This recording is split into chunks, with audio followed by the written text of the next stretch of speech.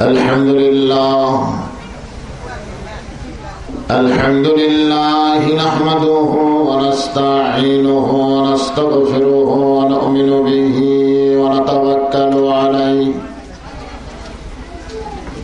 ونعوذ بالله من شرور أنفسنا ومن سيئات أعمالنا من يهدي الله فلا مضل له ومن يضلله فلا هادي له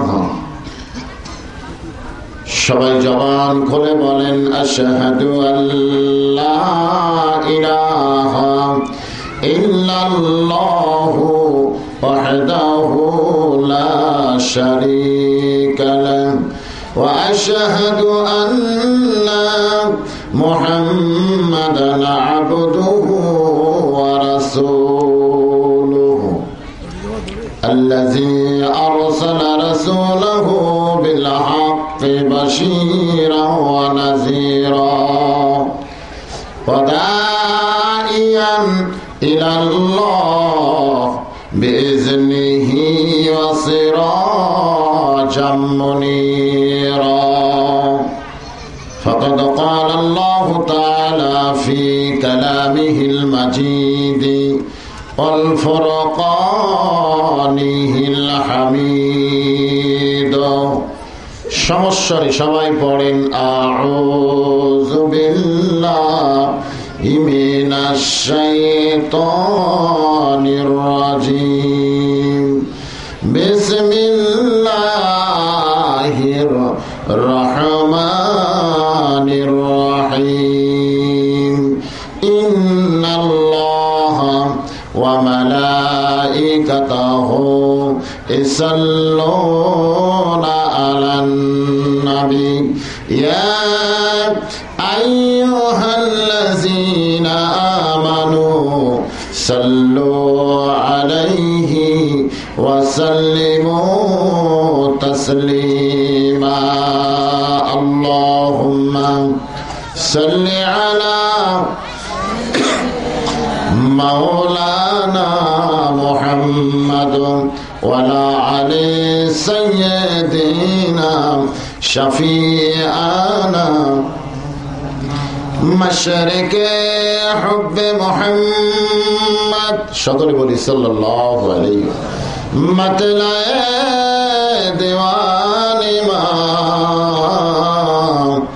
মাতলায়ে Khurshid ইশকাত সিনায়ে so জানে মা বলাগল উলা বিকামালিহি কাশাফাত দুজা বিজামালিহি হাসানাত জামিয়া খিসালিহি সাল্লু আলাইহি ওয়া আলিহি আল্লাহুম্মা আমিন।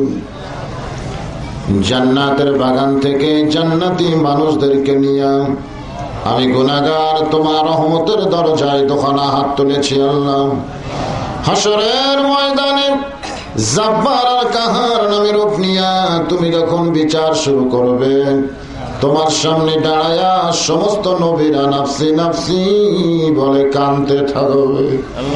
এমন কঠিন অবস্থা হাসরে হবে, সেদিন সমস্ত নবী তার উম্মতকে ভুলে যাবে, শুধু বলবে আল্লাহ আমার কি হবে, আমার কি হবে।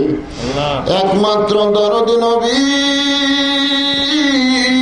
শাফাতের কান্ডারি ইয়া রব্বি হাবলি উম্মতি বলে সেজদায় পড়ে যাবে। আল্লাহ ডাক দিয়ে বলবেন হাবিবুল্লাহ আজকে হাসরের ময়দানে আপনি কাঁদবেন না, আপনাকে পাওয়ার জন্য আমার বেহেশত গুলো কাঁদতেছে। নবী বলবেন আল্লাহ বেহেশত আমাকে পাওয়ার জন্য কান্দে, আর আমি কাঁদতেছি আমার গুনাহগার উম্মত সহ বেহেশতে যাওয়ার জন্য। যে রাসূল হাসরের ময়দানে কাঁদবেন, আজ কান্দেন মদিনায়, সে রাসূলের জন্য আমাদের কলিজায় একটা বার কান্দে না। ও দরদি আল্লাহ আজকের এই মাহফিলের ওসিলায় কঠিন হাসরের ময়দানে আমাদের সবাইকে রাসূলের উম্মতের কাতারে দানের তৌফিক দিয়া দিও আল্লাহ। সুবহান রাব্বিকা রাব্বিল ইজ্জাতি আম্মা ইয়াসিফুন ওয়া সালামুন আলাল মুরসালিন ওয়ালহামদুলিল্লাহি রাব্বিল আলামিন বিরহমাতিকা ইয়া আরহামার রাহিমিন। লা ইলাহা ইল্লাল্লাহ। জবান খুলে লা ইলাহা ইল্লাল্লাহ, লা ইলাহা ইল্লাল্লাহ বলো রে মুমিনগণ, লা ইলাহা ইল্লাল্লাহ বলো রে মুমিনগণ। এই কলেমার জন্যে নবীজি, এই কলেমার জন্যে নবীজি সহিলেন কত জালাতন। লা ইলাহা ইল্লাল্লাহ বলো রে মুমিনগণ, লা ইলাহা ইল্লাল্লাহ জোরে লা ইলাহা ইল্লাল্লাহ। চাঁদ সূরজ গ্রহ তারা আল্লাহ নামের পাগল পারা। চাঁদ সূরজ গ্রহ তারা আল্লাহ নামের পাগল পারা। আমার আল্লাহ নামের এতই দয়া, আমার আল্লাহ নামের এতই মায়া, লুকিয়ে রাখছেন হে আল্লাহ জোরে লা ইলাহা ইল্লাল্লাহ। আর একটু জোরে লা ইলাহা ইল্লাল্লাহ, লা ইলাহা ইল্লাল্লাহ, লা ইলাহা ইল্লাল্লাহ, লা ইলাহা ইল্লাল্লাহ। যার দিলে আছে আল্লাহর ভয়, যার দিলে আছে আল্লাহর ভয়, আল্লাহ আল্লাহ সব সময়। যার দিলে আছে আল্লাহর ভয়, যার দিলে আছে আল্লাহর ভয়, আল্লাহ আল্লাহ সব সময়। আহারামীদেরা ভালো লাগে না এই দুনিয়া, ভালো লাগে না, ভালো লাগে শুধু আল্লাহ। লা ইলাহা ইল্লাল্লাহ, লা ইলাহা ইল্লাল্লাহ মুহাম্মাদুর রাসূলুল্লাহ। সকলে সমস্যারে বলি সাল্লাল্লাহু আলাইহি ওয়াসাল্লাম। আজকের এই মাহফিলের সম্মানিত সভাপতি, এতগুলো মানুষের মধ্য থেকে আল্লাহ যে ব্যক্তিকে আজকের এই মাহফিলের সম্মানিত সভাপতির আসনে কবুল করেছেন, সম্মান দেওয়ার মালিককে। তুইজ্জু মান তাশা ইন্নাল ইজ্জাতা লিল্লাহি জামিয়া। যে আল্লাহ পাক এতগুলো মানুষের মধ্য থেকে যাচাই এবং বাছাই করে এই তাফসীরুল কোরআন মাহফিলের সম্মানিত সভাপতির আসনে কবুল করেছেন, আমি ওই মহান ব্যক্তিকে আমার অন্তরের অন্তঃস্থল থেকে শুভেচ্ছা জ্ঞাপন করছি।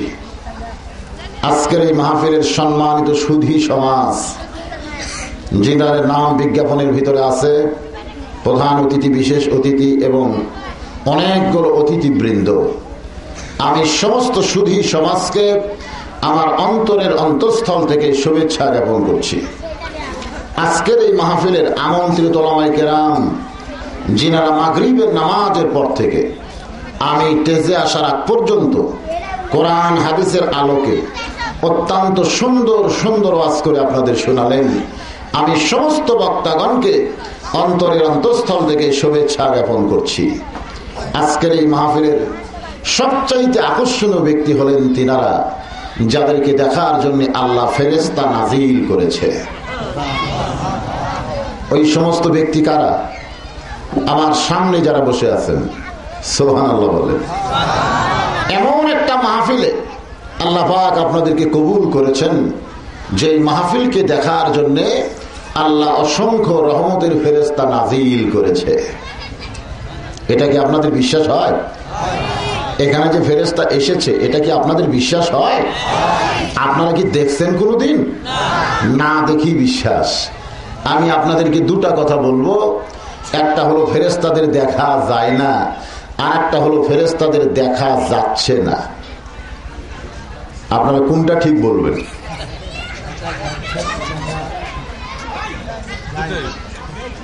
না, দুটা ঠিক না, যে কোনো একটা ঠিক। একটা হলো ফেরেশতাদের দেখাই যায় না, আর একটা হলো ফেরেশতাদের দেখা যাচ্ছে না। দেখা যায় না, ঠিক না? আপনারা বলতেছেন ফেরেশতাদের দেখা যায় না। কানার ভাগ্যে ধন মিলে না রে, সামনে পড়ে আসে সোনা, কানা দেখতে পাই না, মাটি মনে করে লাথি দেয়, হাতে তুলে নেয় না। জোরে কোন, কানার ভাগ্যে ধন মিলে না রে। যে বেটা কানা, ওর সামনে সোনা পড়ে থাকলেও চোখে দেখবে না। জোরে কোন ঠিক কি না? আপনারা বলতেছেন ফেরেশতাদের দেখা যায় না, এ কথাটা ঠিক না। বলেন ফেরেশতাদের দেখা যাচ্ছে না। একবার জিবরাইল আমিন ফেরেশতা কোরআন নিয়ে নবীর কাছে আইছেন। আয়েশা দেখে নবী আমার নামাজের সেজদার ভিতরে আছেন। জিবরাইল চমকে উঠে বললেন, আইলাম আল্লাহর কাছ থেকে নবীর কাছে। আয়েশা দেখে নবী আমার আল্লাহর কাছে। কোথায় আল্লাহ, কোথায় নবী? আল্লাহ আছেন আরশে আজিমে, আর নবী নামাজ পড়েন মসজিদে নববীতে। আল্লাহ কোথায় আর নবী কোথায়? অথচ জিবরাইল বলতেছেন আইলাম আল্লাহর কাছ থেকে নবীর কাছে। আয়েশা দেখি নবী আমার আল্লাহর কাছে। আল্লাহর নবীর মধ্যে আর কোনো তফাৎ নাই, এক জায়গায়। লা ইলাহা ইল্লাল্লাহ মুহাম্মদ রাসূলুল্লাহ।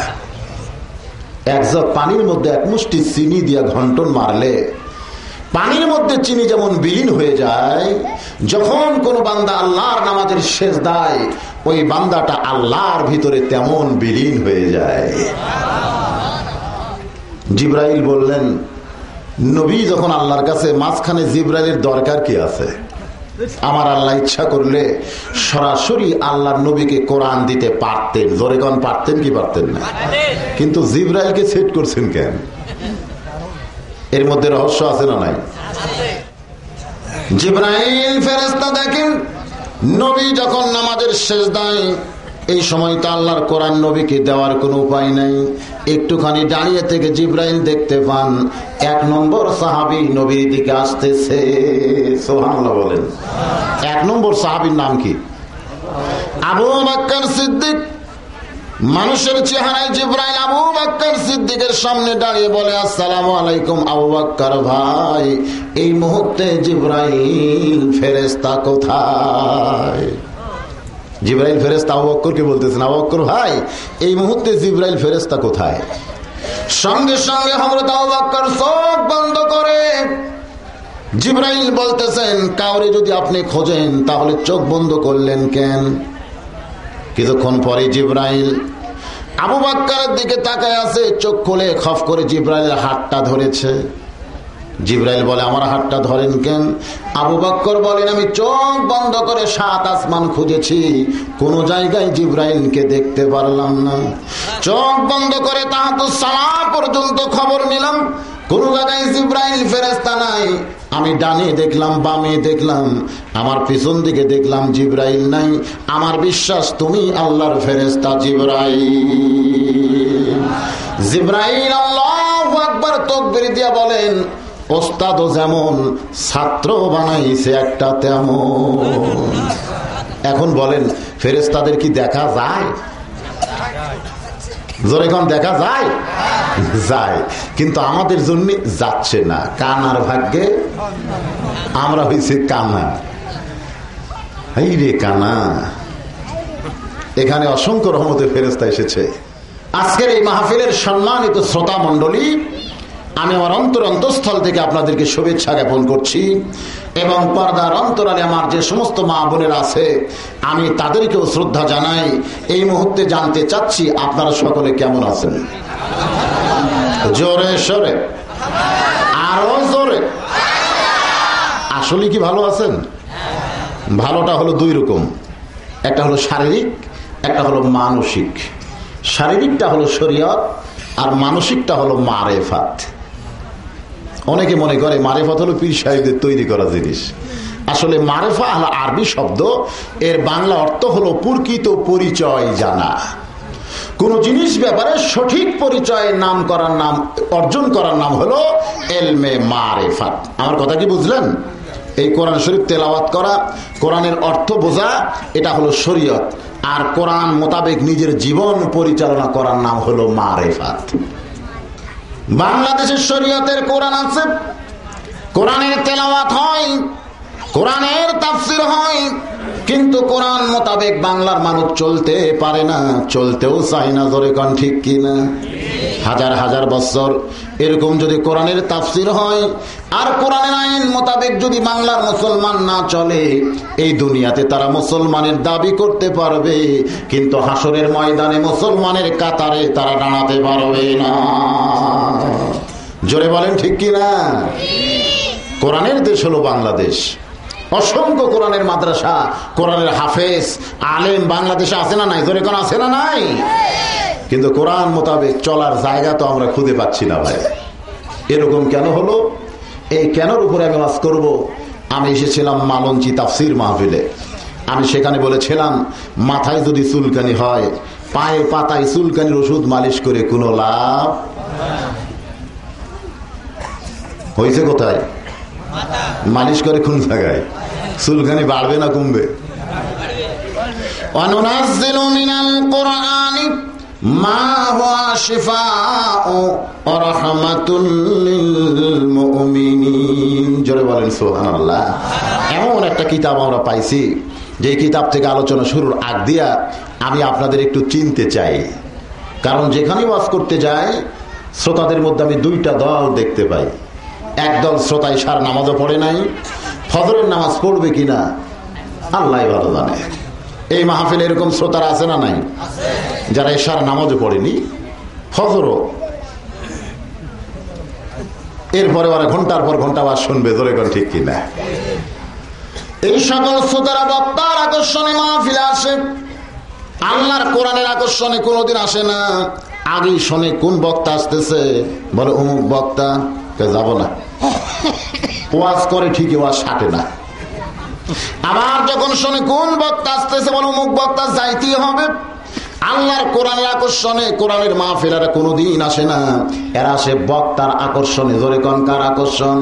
বক্তার আকর্ষণে শ্রোতারা যদি মাহফিলে যায়, কিয়ামত পর্যন্ত যদি এদের হায়াত পায়, এরা শুধু ওয়াজ শুননেওয়ালা হবে, কিন্তু এদের কপালে হেদায়েত মিলবে না। আর একদল শ্রোতা আছে, তারা ইশার নামাজও পড়েছে, আবার ফজরের নামাজ পড়বে ইনশাআল্লাহ। এরকম শ্রোতা আছে না নাই? এরা কিন্তু বক্তার আকর্ষণে আসে না, এরা আসে আল্লাহর কোরআনের আকর্ষণে। জোরে কোন সুবহানাল্লাহ। এই কোরআন হাদিস থেকে যতক্ষণ ওয়াজ হবে, পাগলের মতন বসে বসে তারা কোরআনের ওয়াজ শুনতেই থাকবে। জালিকাল কিতাবু লা রাইবা ফীহি হুদাল লিল মুত্তাকিন। এই কোরআনের আকর্ষণ কলিজায় থাকার কারণে আমার আল্লাহ তাআলা কোরআনের ওসিলায় এদের গলায় হেদায়েতের মালা পরায়া দেয়। আমি এখন জানতে চাই, আপনারা বক্তার আকর্ষণ আইছেন না কোরআনের? আরো জোরে, জোরসে বলুন। তাহলে এই মুহূর্তে আমি একটা স্লোগান দিব, আমার সঙ্গে আপনাদেরও দিতে হবে। দিবেন ভাই? আমি যখন বলবো সব সমস্যার সমাধান, আপনারা বলবেন দিতে পারে আল কোরআন। কারা কারা বলবেন না? অনেকে বুড়ো মানুষ আছে, তারা হয়তো বলবে না, তাই নাকি? এই স্লোগান যদি বুড়ো মানুষেরাও দেন, এই তাসমিয়া আপনিও যদি দেন, আল্লাহ আপনাকে জুয়ান বানাই দিবে। কারণ সুবহানাল্লাহ, এমন একটা স্লোগান দিবেন যে স্লোগানে সব মানুষ এক বয়সের হয়ে যাবে। আমি যখন বলবো সব সমস্যার সমাধান, আপনারা বলবেন দিতে পারে আল কোরআন। সব সমস্যার সমাধান মাশাআল্লাহ, সুবহানাল্লাহ, জাযাকাল্লাহ। আমি মালঞ্চিতে বলেছিলাম ফখরুদ্দিন সরকার মাঝে মধ্যেই দরকার, কিন্তু এখন তার ফখরুদ্দিন নাই। এখন বলবো গণতন্ত্রের সরকার বারবার দরকার, ঠিক না? বর্তমানে যে সরকার বাংলাদেশে আইছে, উনি কিন্তু ভোটে নির্বাচিত হয়েছে, জোরে কোন ঠিক কিনা ভাই? এই জন্য বলতে হবে গণতন্ত্রের সরকার বাংলাদেশে বারবারই দরকার। সরকার তো গণতন্ত্রের পাইছি আমরা, কিন্তু সংসদের মধ্যে সব বিল পাস হবে না। আমি এখানে একটা বিল উত্থাপন করতে চাই। এই বিলের পক্ষে যারা দুই হাত তুলে হ্যাঁ বলবেন, বিলের বিপক্ষে যারা দুই হাত তুলে না বলবেন।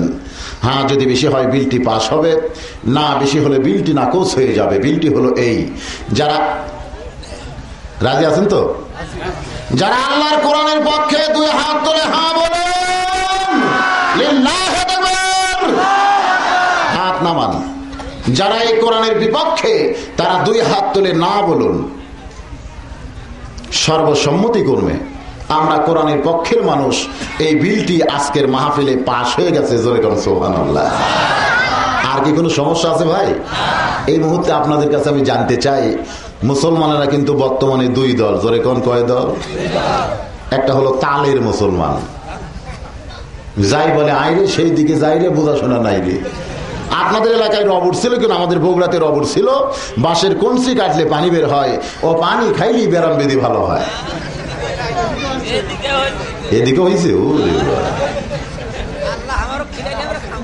তাদের মুসলমানের চরিত্র হলো, ব্যারাম বেদি থেকে যদি বাঁচতে চাও, ঝিনাইদহ চইলা যাও। এমন যাওয়া যায়, বর্তমানে আর কেউ যায় না, জোরে বলেন ঠিক কিনা? তালের মুসলমানের চরিত্র হলো, রমজান মাসে নামাজ পড়ে, রোজা গেলে আর পড়ে না। তালের মুসলমানের চরিত্র হলো, জুমার দিনে সবার শেষে মসজিদে আসবে, আবার সবার আগে বের হবে, 5 ওয়াক্ত নামাজের ধার ধারে না। জোরে কন কি মুসলমান? আরো জোরে কন কি মুসলমান? এই তালের মুসলমান বাংলাদেশে মুসলমানের দাবি করতে পারবে, কিন্তু মরার সময় মুসলমান হইয়া মরতে পারবে না। আমার আল্লাহ কোরআনে বলেছেন, ওয়ালা তামুতুন্না ইল্লা ওয়া আনতুম মুসলিমুন। মুসলমান না হয়ে তোমরা কেউ মরো, এ হুকুম কার? আর এক দল মুসলমান বাংলাদেশে আছে, এরা হলো জাতের মুসলমান। জোরে কোন কি মুসলমান? এই জাতের মুসলমানকে কেউ ডাকলেই সেদিকে যায় না, আগে দেখে ডাকটা ঠিক আছে কিনা। আল্লাহ যদি ডাকে পাগলের মতন দৌড়ায়, শয়তান ডাকলে ব্রেক করে সেদিকে আর যায় না। এরা হলো জাতের মুসলমান। জোরে কোন কি মুসলমান? এই জাতের মুসলমান সবাইকে ভাই ভাই বলে না। কিছুদিন আগে নির্বাচন হয়ে গেল, দেখবেন তালের মুসলমানেরা সবাইকে বলেছে ভাই আমার ভাই, তোমার ভাই, অমুক ভাই অমুক ভাই। যে বেটা নামাজ পড়ে না সেজন শয়তানের নানা। জোরে কর নামাজ পড়ে না সেজন শয়তানের নানা। যেজন নামাজ পড়ে না সেজন শয়তানের নানা। ভোটের সময় তালে তারে ভাই কইও না, বেনামাজের ভাই বানাইলে জাহান্নাম ঠিকানা।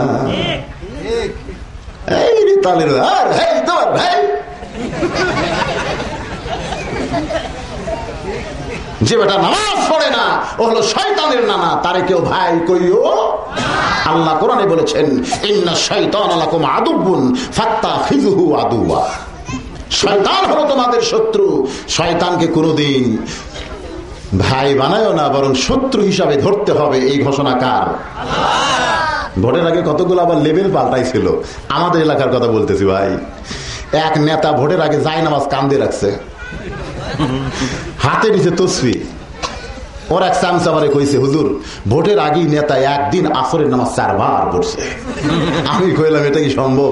বলে আপনি শোনেন, যেখানে 10 জন লোক দেখে সেখানে নেতা বলে আগে নামাজ, আগে নামাজ। নামাজের আগে কোনো কথা নাই, জায়নামাজ বিছায় 4 রাকাত আসরের নামাজ পড়ি।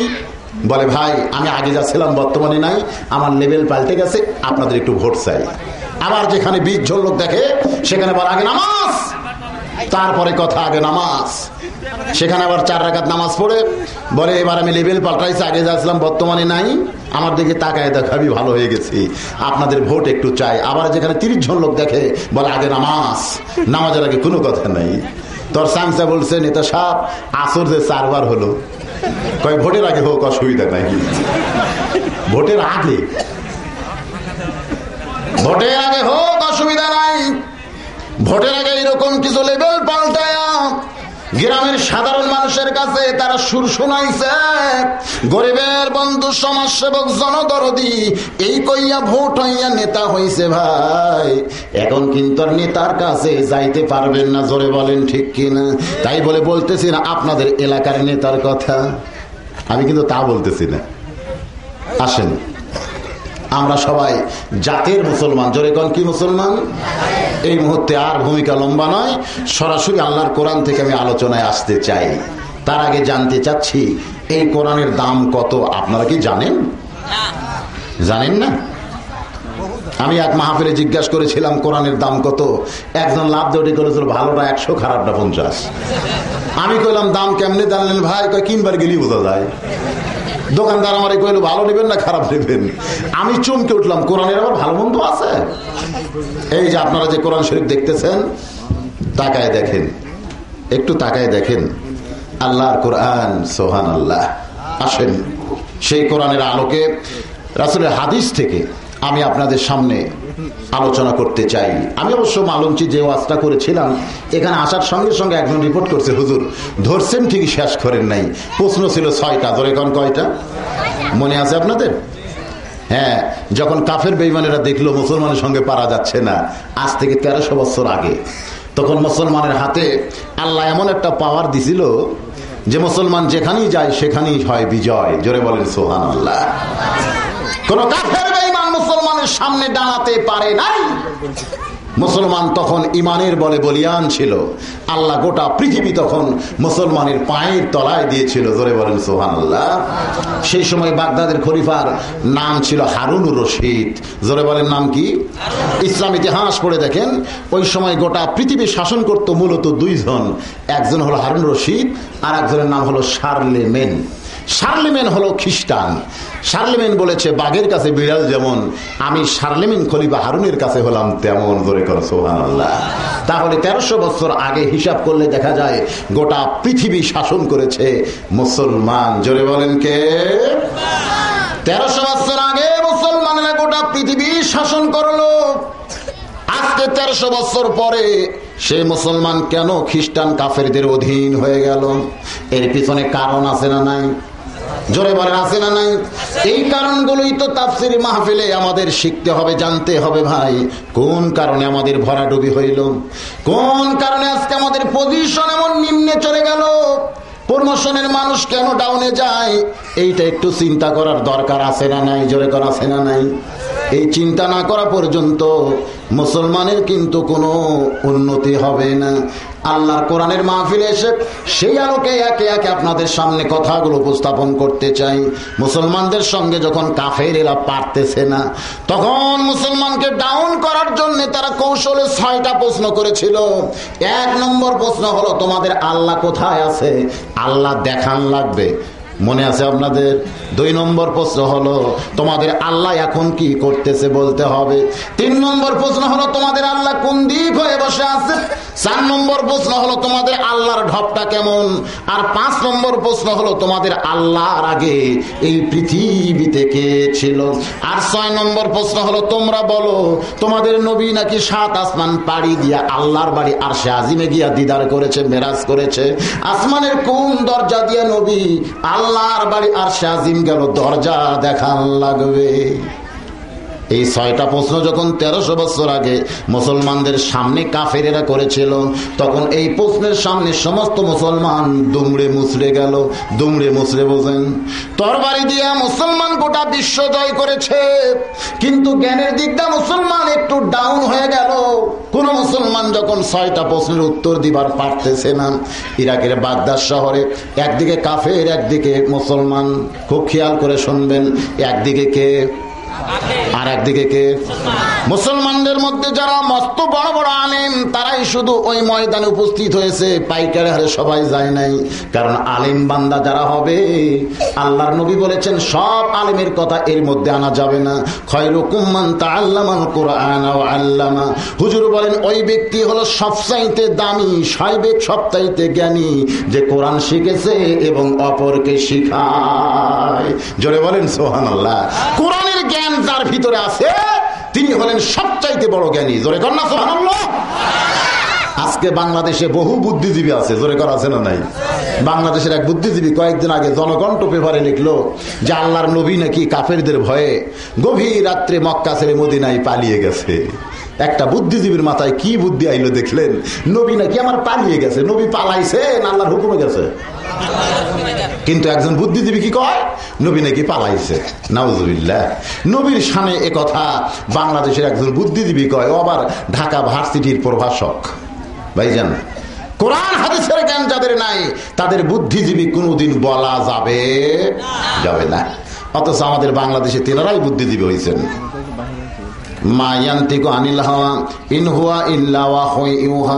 আমার আল্লাহ কোরআনে বলেছেন নবী নিজের ইচ্ছায় একটা কাজও করে না। নবী যা করেন সমস্ত কাজ আল্লাহ করায়। জোরে কোন কে করায়? তাহলে নবী যে হিজরত করেছেন এটা নবী করেছেন না আল্লাহ করাইছে? আর আল্লাহ যদি করে থাকেন তাহলে কোনোদিন বলা যাবে না কাফেরদের ভয়ে নবী আমার মক্কা ছেড়ে মদিনায় পালাইছে। এইটা কি বলা যাবে ভাই? কিন্তু এটা পেপারে দেখার পরেও বাংলার মুসলমান কোনো আন্দোলন করে না। কারণ আন্দোলনের রক্ত মুসলমানের যেন স্থির হয়ে গেছে।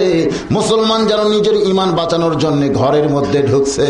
বাজান, আল্লাহ না করুক, আল্লাহ না করুক, আমি বলতেছি না যে আল্লাহ করুক, আমি বলতেছি আল্লাহ না করুক।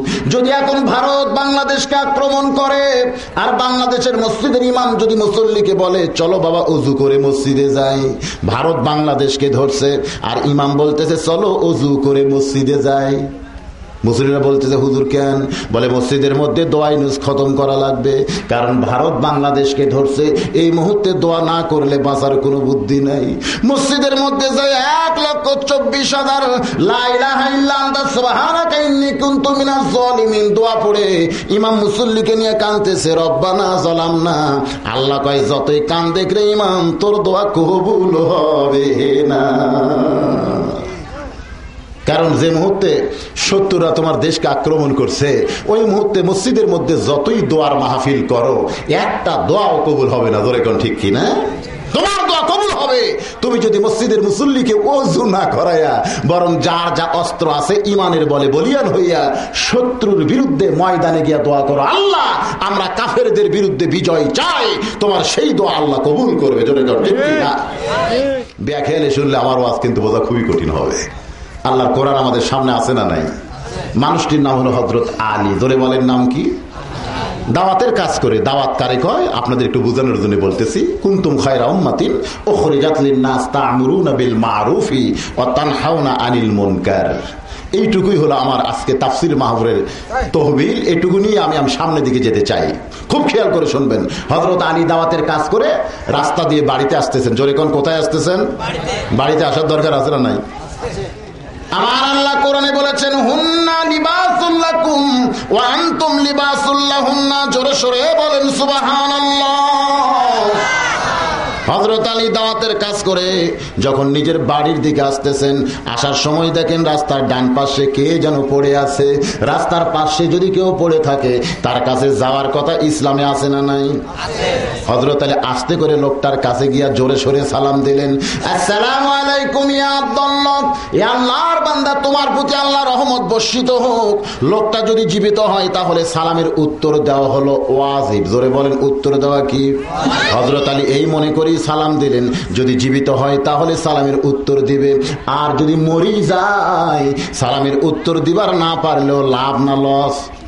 আল্লাহর নবী বলেছেন কোন কবরের পার্শ্ব দিয়েও তোমরা যদি যাও এরপরেও তোমরা কবরবাসীদের সালাম দাও, আসসালামু আলাইকুম ইয়া আহলাল কুবুর। এই কবরের মধ্যে যারা আছো সবার প্রতি আল্লাহ রহমত বর্ষিত হোক।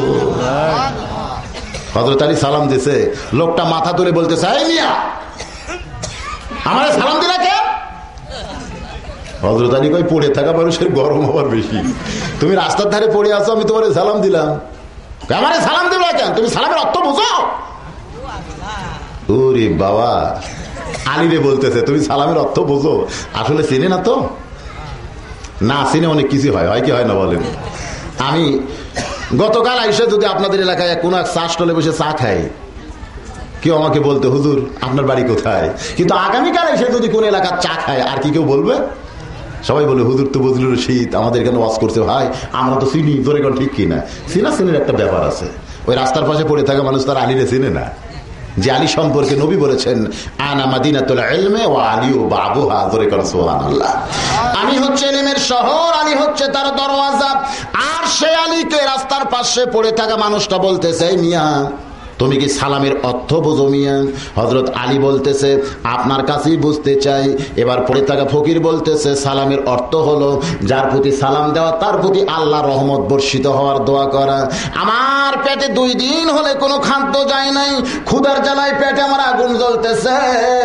ওই সালাম দেওয়ার পূর্বে আমাকে যদি 2 মুঠ খাবার দিতা তাহলে আমার পেটটা ঠান্ডা হতো, ওই দোয়াটা আমার কাজে লাগতো। পেটে যখন ক্ষুধা তখন সালাম দেওয়ার কোনোই দরকার নাই। হযরত আলী চমকে উঠছে, বেটা কইল কি রে? আসলে যার পেটে খিদা আছে তারে আপনি যতই সালাম দেন ওয়ালাইকুম সালাম বলবে ঠিকই, কিন্তু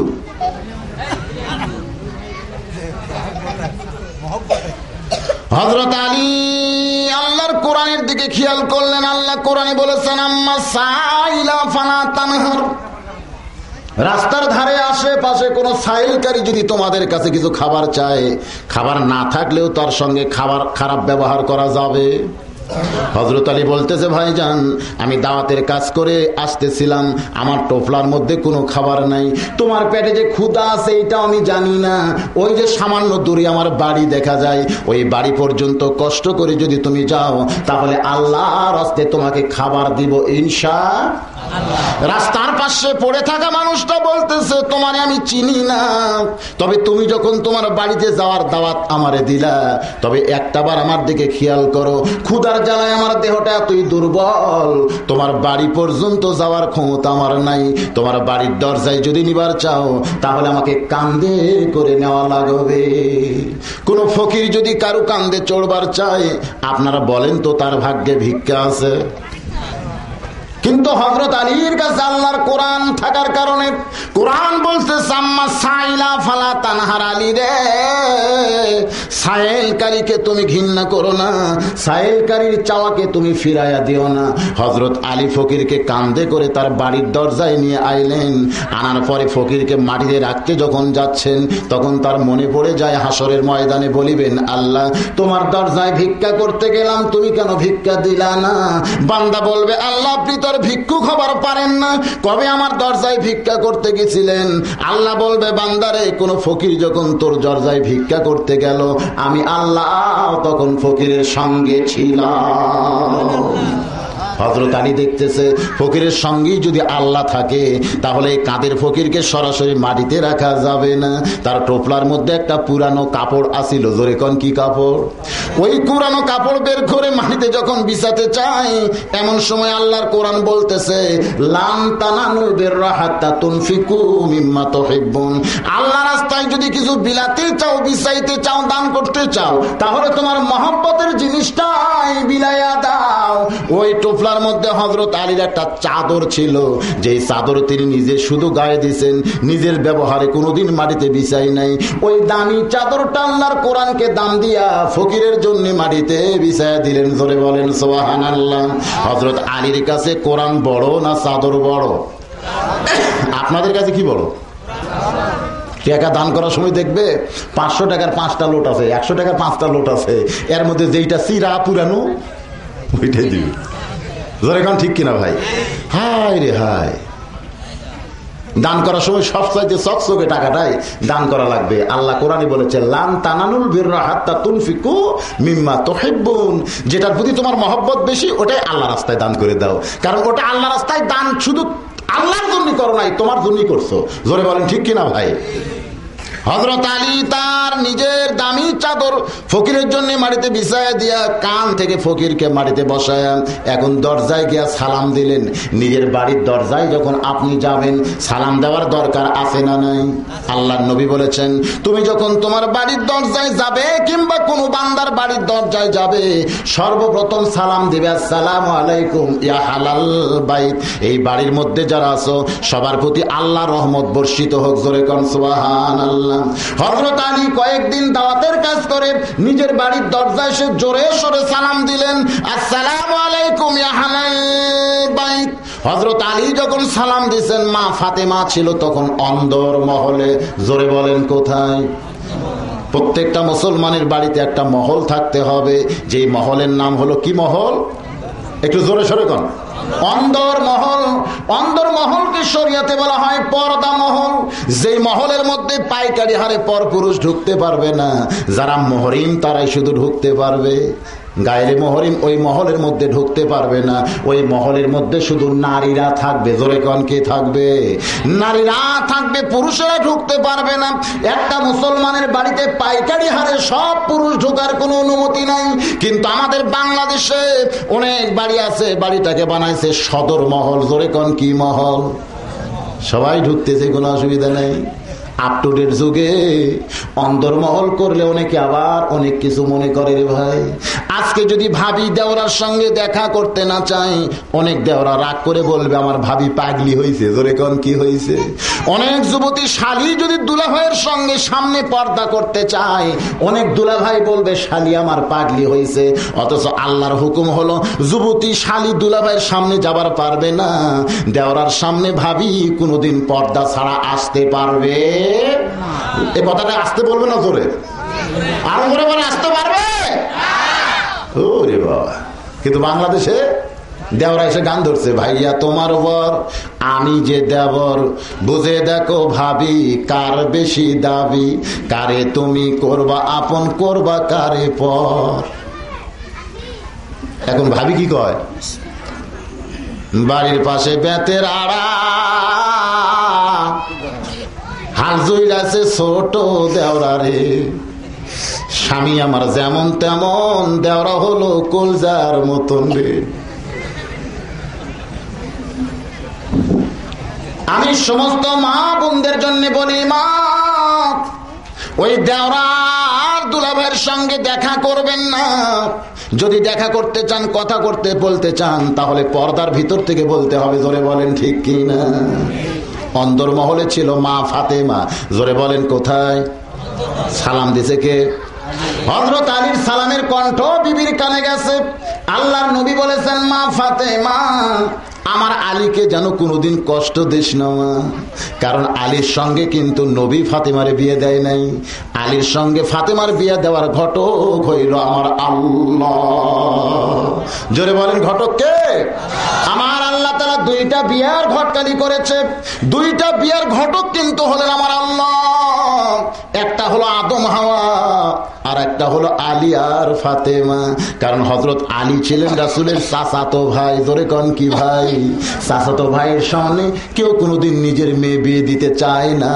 নবী কোনোদিন আলীর সঙ্গে কিন্তু বিয়ে দিতে চায়নি, এরকম চাওয়ার ইচ্ছাও নবীর কলিজায় ছিল না। কিন্তু মা ফাতেমার বয়স যখন 17 বছর, একদিন নবী চিন্তায় পড়ে গেলেন, মেয়ের বয়স যদি বেশি হয়ে যায়, বলেন তো বাপের চিন্তা হয় কি হয় না? নবী যখন চিন্তায় বসে গেছেন, এমন সময় আল্লাহ ডাক দে বলে, হাবিবুল্লাহ ফাতেমারে আপনি যেমন ভালোবাসেন আমি আল্লাহ তেমন ভালোবাসি। আল্লাহ নবী বলেন, আল্লাহ গো আপনি যদি আমার কলিজার টুকরা ফাতেমারে ভালোবাসেন, তাহলে ফাতেমার বয়স 17 হইয়া গেল, এখন পর্যন্ত কোনো পাত্র যে ঠিক হইল না। আল্লাহ ডাক দে বলে, হাবিব রে ফাতেমার বিয়ের ঘটক হলাম আমি আল্লাহ। নবী খুশি হয়ে বলতেছেন, তাহলে পাত্রটা কে জানতে চাই? আল্লাহ বললেন, ওই যে আপনার সামনেই ঘুর ঘুর করে। নবী তাকায় দেখে হযরত আলী দাঁড়িয়ে আছে। আল্লাহ নবী চোখের পানি বের করে ছোট বাচ্চার মতন কাঁদতেছে। কারণ জিয়ালির কোনো ঘর বাড়ি নাই। জিয়ালি ক্ষুধা লাগলে নবীর সামনে দাঁড়ায়, নবী যদি খাবার দেয় তাহলে খায়, আর যদি খাবার না দেয় সারা রাত না খাইয়া ঘুমায়। এমন একটা গরিবের সঙ্গে তার কলিজার টুকরা ফাতেমার বিয়া। আল্লাহ যদি ঘটক না হইতো নবী কোনোদিন আলীর সঙ্গে ফাতেমার বিয়া দিত না। আর আল্লাহ যখন ঘটক হয়েছে তাহলে বুঝতে হবে পাত্রের মধ্যে কিছু আছে না নাই, জোরে করে আছে না নাই। এই জন্য আল্লাহ নবী মাঝে বলতেন, মা ফাতেমা আমার আলীরে যেন কোনোদিন কষ্ট দিস না মা, আমার আলী গরিব হতে পারে কিন্তু আল্লাহ পছন্দ করেছে তোর জন্য মা, তুই যেন কোনোদিন আলীরে কষ্ট দিস না। আল্লাহ নবী এও বলেছেন, কোন স্বামী যদি দরজায় ডাক দেয় আর কোন বউ কলিজার মহব্বত নিয়ে স্বামীর জন্য যদি দরজা খুলে দেয়, ওই বউটা কিন্তু স্বামীর জন্যই শুধু দরজা খুললো না, ও যেন নিজের জন্য জান্নাতের দরজা খুলে নিল। আমার মা বোনদের জন্য বলতেছি, মা স্বামীর উপর জীবনেও রাগ করবেন না। স্বামী যদি আপনার প্রতি রাগ করে করুক, কারণ আর রেজালু কাওয়ামুন আলান নিসা কোরআনে আছে না নাই, জোরে করে আছে না নাই। স্বামী যদি রাগ করে করুক, কিন্তু আপনি করবেন না।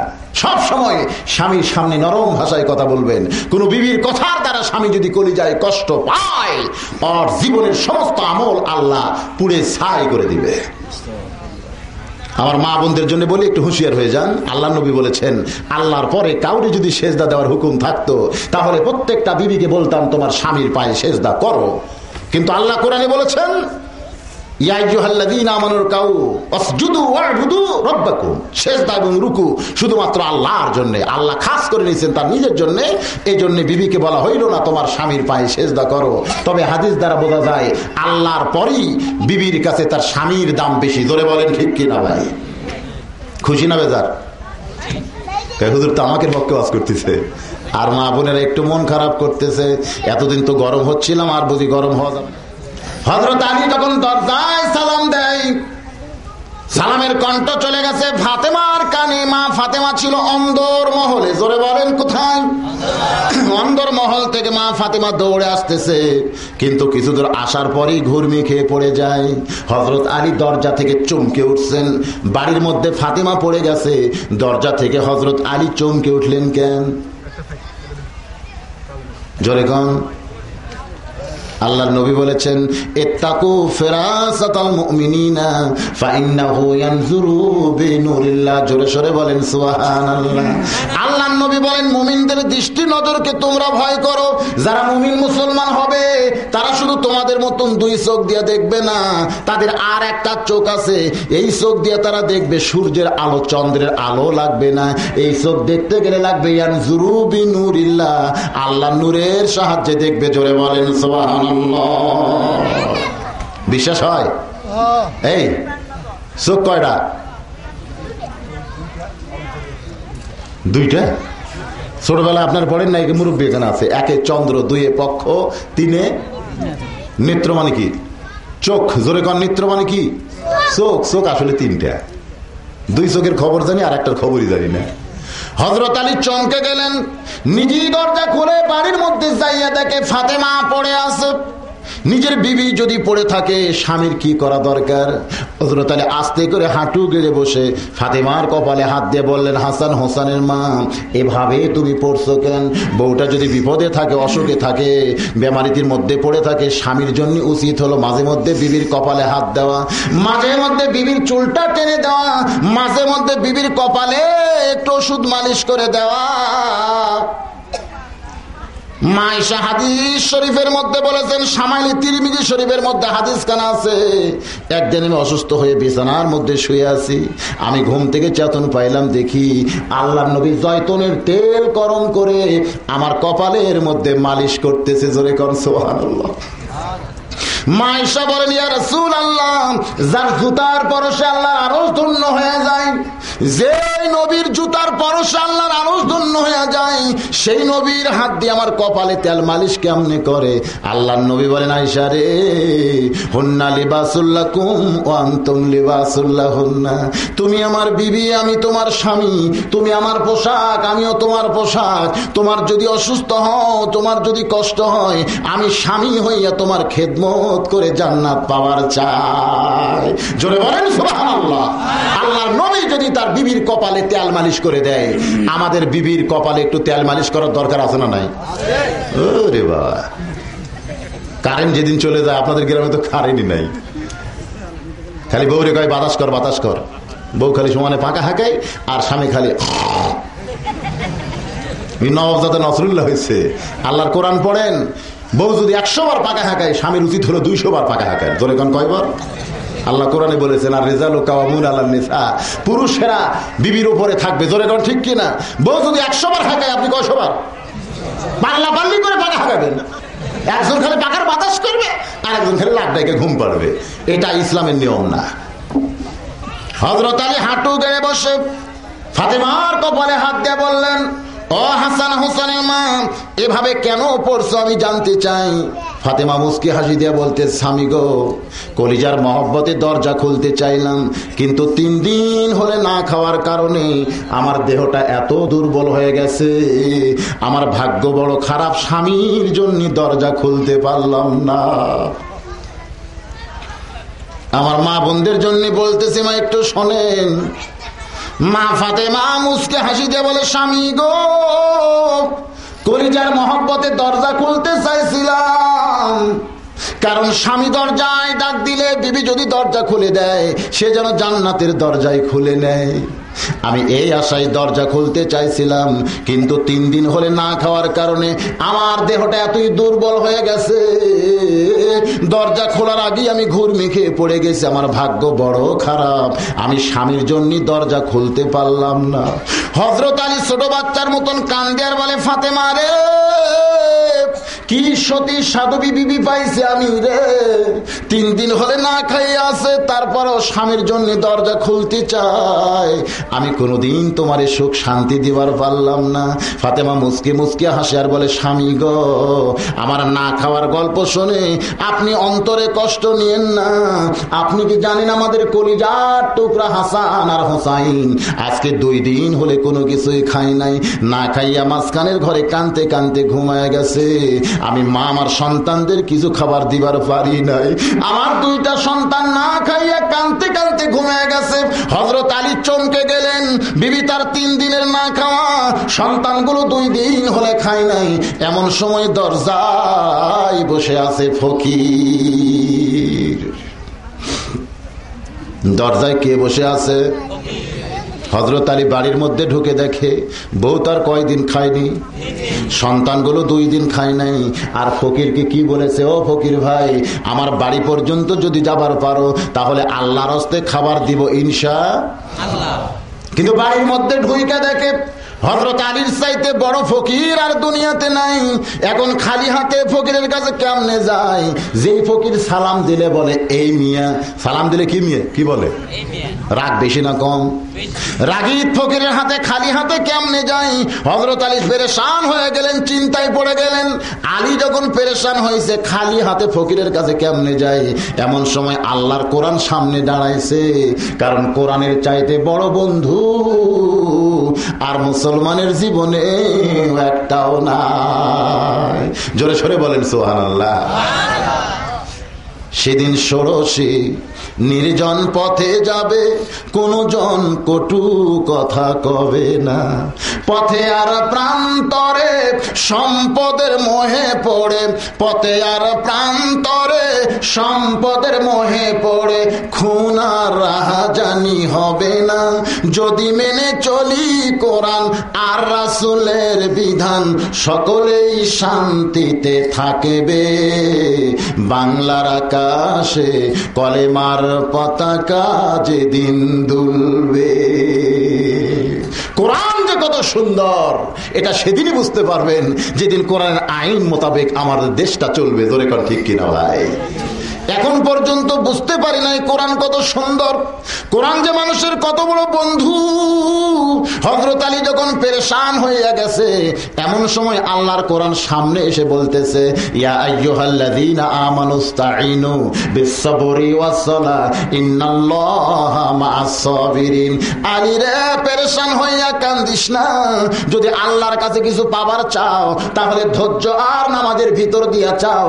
ইন্নাল্লাহা মা'আস-সাবিরিন, নিশ্চয় আল্লাহ ধৈর্যশীলদের সঙ্গে আছে। বর্তমানে পজিশন একটু খারাপ, তাই বলে ধৈর্য হারালে চলবে? অ্যাঙ্গেলে বলতেছি, বুঝতেছেন না ভাই? বর্তমানে একটু পজিশন খারাপ, তাই বলে ধৈর্য হারালে চলবে? ধৈর্য নিয়ে আমাদের সামনে যেতেই হবে ইনশাআল্লাহ। ধৈর্যশীলদের সঙ্গে কে আছে? আল্লাহ আছে। একটু সিস্টেমে লস হয়েছে, মাঝে মধ্যে হয়। সবসময় কি আর সিস্টেমে লস থাকবে নাকি? পুরে যাবে, পুরে যাবে ইনশাআল্লাহ।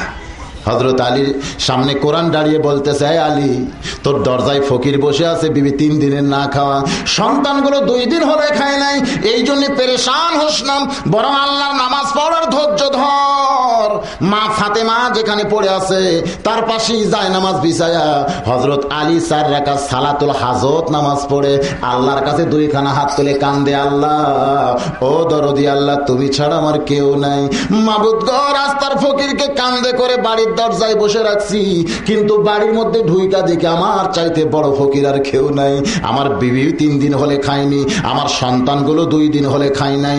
এখন আমি খালি হাতে ফকিরের কাছে কেমনে যাই? ফকিরের কাছে না যাইয়া তোমার দরজায় ফকির হইয়া কান্দি।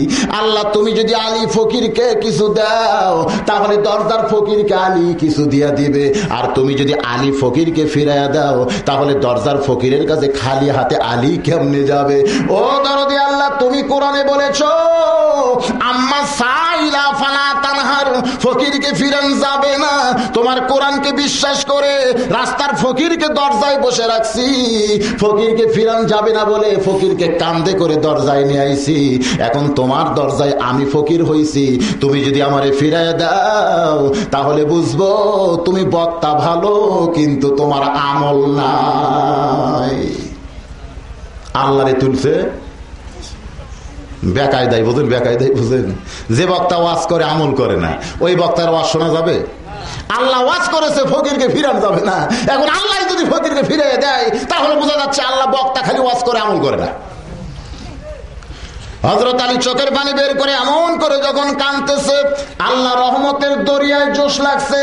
বেহেশতের ভান্ডার থেকে 1 টোপলা খাবার হযরত আলীর হাতে পড়ে গেছে। জোরে কোন সুবহানাল্লাহ। দেওয়ার মালিক কে? আল্লাহ। চাওয়ার মতন চাইলে আল্লাহ দিবার পারে কি পারে না? আল্লাহ কোরআনে বলেছেন, অমা মিন দাব্বাতিন ফিল আরদি ইল্লা আলাল্লাহি রিজকুহা, পৃথিবীতে এমন কোন বিচরণশীল প্রাণী নাই যার রিজকের ব্যবস্থা আমার আল্লাহ করেনি। হযরত আলী যখন বেহেশতের ভান্ডারের খাদ্য পাইছে, খুশি না বেজার?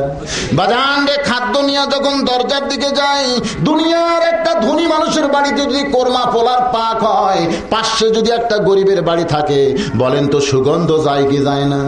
যত উঁচাই আপনি প্রাচীর দেন, কারণ প্রাচীর দিয়ে আপনি কোরমা পোলা আড়াল করতে পারবেন, কিন্তু সুগন্ধ আড়াল করতে পারবেন না। বাতাসের ধাক্কায় গরিবের বাড়িতে যখন সুগন্ধ যায়, গরিব আফসোস করে আর কান্দে, আল্লাহ, আমি ভাতের চাল কেনার টাকাই পাই না, আর ওই বাড়িওয়ালা প্রতিদিন গোস্ত মাছ খায়, তুমি আল্লাহ একটা, কিন্তু তোমার চোখ হলো 2টা। মাঝে মাঝে গরিবেরা রাগ করে না? করে কি করে না?